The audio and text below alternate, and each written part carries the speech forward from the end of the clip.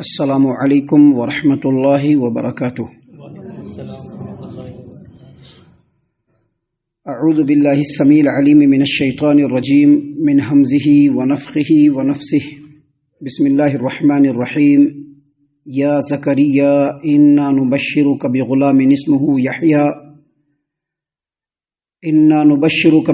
اسمہ یحییٰ لم نجعل له من قبل سمیعا۔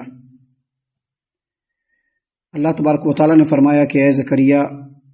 بے شک ہم تجھے ایک لڑکے کی خوشخبری دیتے ہیں جس کا نام یحییٰ ہے۔ ہم نے اس سے پہلے اس کا کوئی ہم نام نہیں بنایا۔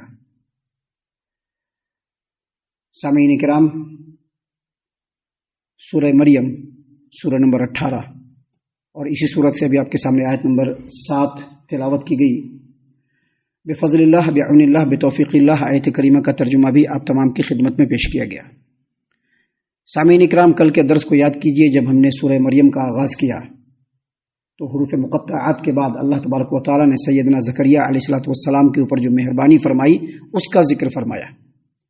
اور اس کی تفصیل جو کمپلیٹ تفصیل نہیں ہے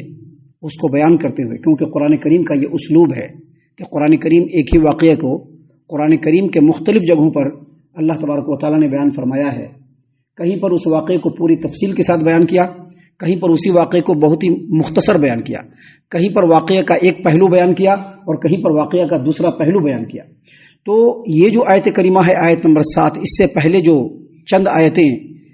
زکریا علیہ السلام کے بارے میں اللہ تبارک و تعالیٰ نے اس سے پہلے جو نازل فرمایا، جس کی تفسیر ہم نے کل آپ کے سامنے پیش کی، اس میں اللہ تبارک و تعالیٰ نے بتلایا کہ سیدنا زکریا علیہ السلام نے بالکل تنہائی میں خاموشی کے ساتھ آہستگی سے اپنے رب کو پکارا، اپنے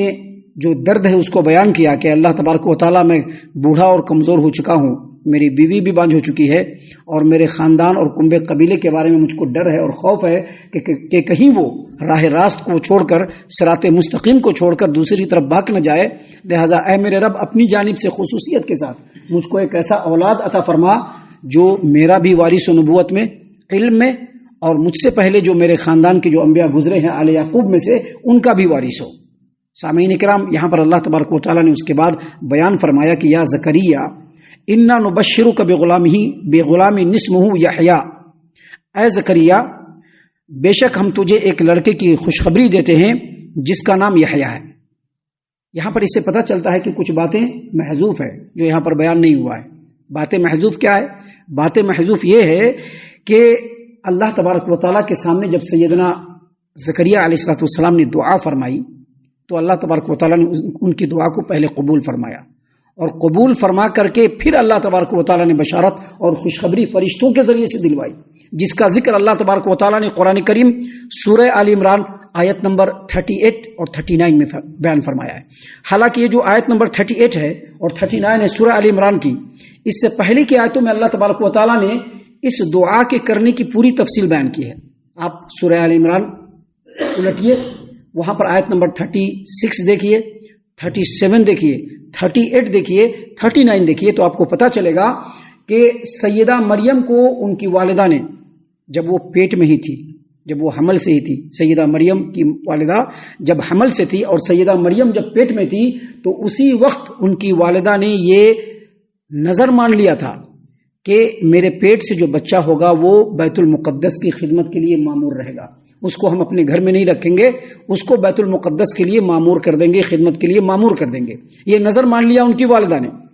جب مریم علیہ السلام پیدا ہوئی تو اچنبھا ہوا، افسوس ہوا کہ ہم نے لڑکے کی منت مانی تھی، کیونکہ مسجد کی اور بیت المقدس جیسے بڑی مسجد کی دیکھ بھال کے لیے، اس کی خدمت کے لیے تو لڑکا ہونا چاہیے، لیکن یہاں پر لڑکی پیدا ہو گئی۔ پھر بھی انہوں نے سیدہ مریم کو بیت المقدس کے حوالے کیا، اور بیت المقدس میں ان کی پرورش کے لیے، ان کی دیکھ ریکھ کے لیے اللہ تبارک و تعالیٰ کی طرف سے سیدنا زکریا علیہ السلام مقرر ہوئے۔ کیوں مقرر ہوئے؟ کیونکہ وہ ان کے خالو، ایک تو ان کے خالو، دوسرا اپنے وقت کے نبی، اس سے بہترین کفیل سیدہ مریم کے لیے نہیں ہو سکتا تھا۔ لہٰذا اللہ تبارک و تعالیٰ نے سیدنا زکریا علیہ السلام کو سیدہ مریم کی کفالت اور ان کی دیکھ ریکھ، ان کی نگرانی، ان کی ذمہ داری اور ان کی ضرورتوں کو پورا کرنے کے لیے مقرر فرما دیا۔ اب وہ ایک حجرے میں رہا کرتی تھی، جو بیت المقدس سے لگے ہوئے حجرے تھے اس میں وہ رہا کرتی تھی، اور ان کی دیکھ بھال کے لیے، ان کی ضرورتوں کو پورا کرنے کے لیے وقتاً فوقتاً زکریا علیہ السلام جایا کرتے تھے محراب کے اندر۔ اب جب جاتے تھے سیدنا زکریا علیہ السلام محراب کے اندر تو برابر دیکھتے تھے، کیا دیکھتے تھے کہ مریم کے پاس پھل رکھا ہوا ہے اور پھل نہیں آنا چاہیے۔ اس کی دو وجہ،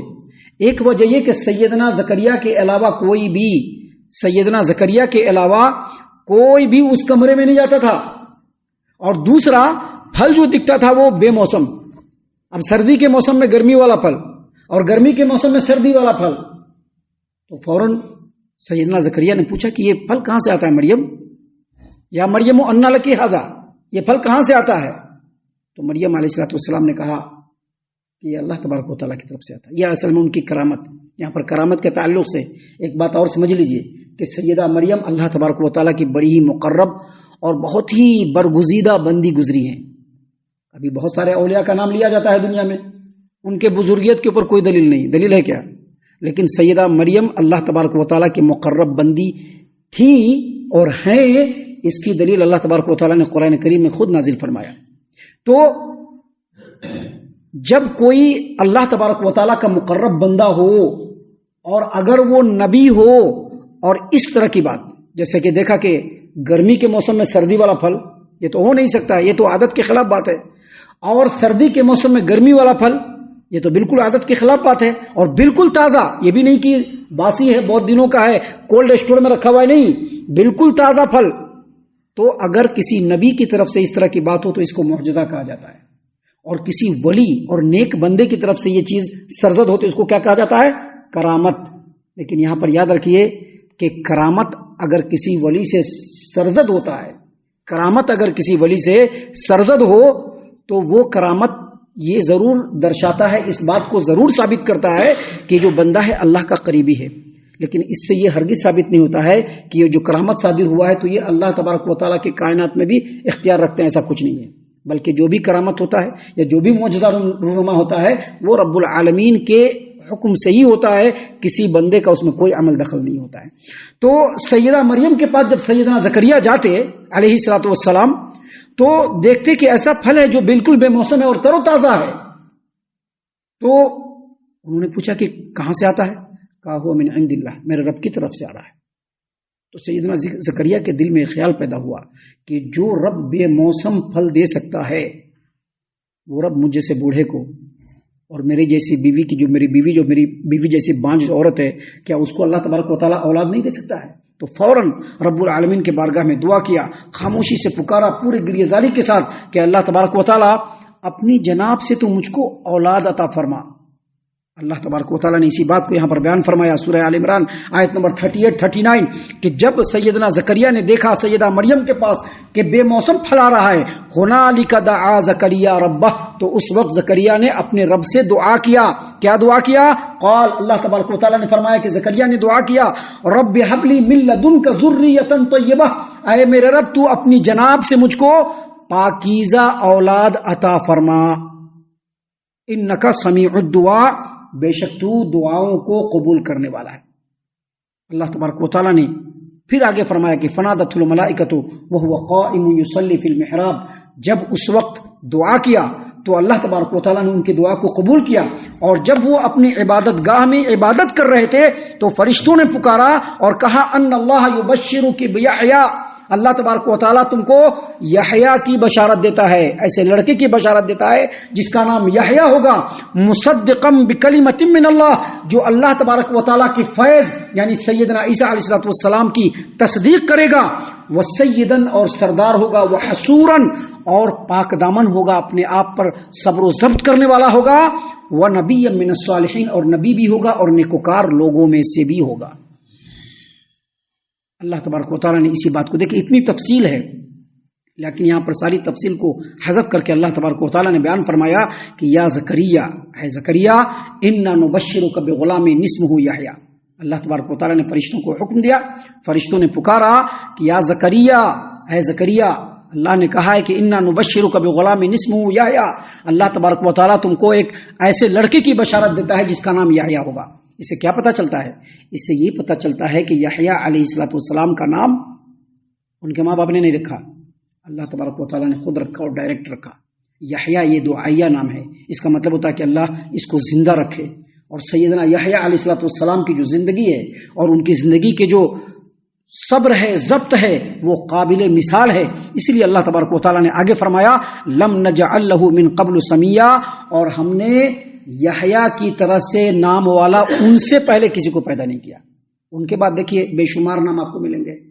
بہت سارے یحییٰ نام ملیں گے، لیکن ان سے پہلے کسی بھی آدمی کا نام یحییٰ نہیں تھا۔ اللہ تبارک و تعالیٰ نے زکریا علیہ السلام کے فرزند سیدنا یحییٰ علیہ السلام جو بڑی ہی مقتدر نبی گزرے، اللہ تبارک و تعالیٰ نے ان کا نام یحییٰ رکھا، جس کے نام کی طرف سے کوئی نام نہیں تھا۔ سامعین کرام، ابھی واقعے کا سلسلہ اور تسلسل جاری ہے، جس کو انشاءاللہ کل ہم آپ کے سامنے پیش کریں گے۔ اللہ تبارک و تعالیٰ کی توفیق سے ہم اللہ سے دعا کرتے ہیں کہ اللہ تعالیٰ ہم تمام کو صحیح علم قرآن و حدیث کی روشنی میں سیکھنے کی توفیق عنایت فرمائے، اور جو علم ہم سیکھتے ہیں اللہ تعالیٰ ان پر ہم تمام کو عمل کرنے کی بھی توفیق عنایت فرمائے، آمین۔ الذي نزل الفرقان على عبده ليكون للعالمين نذيرا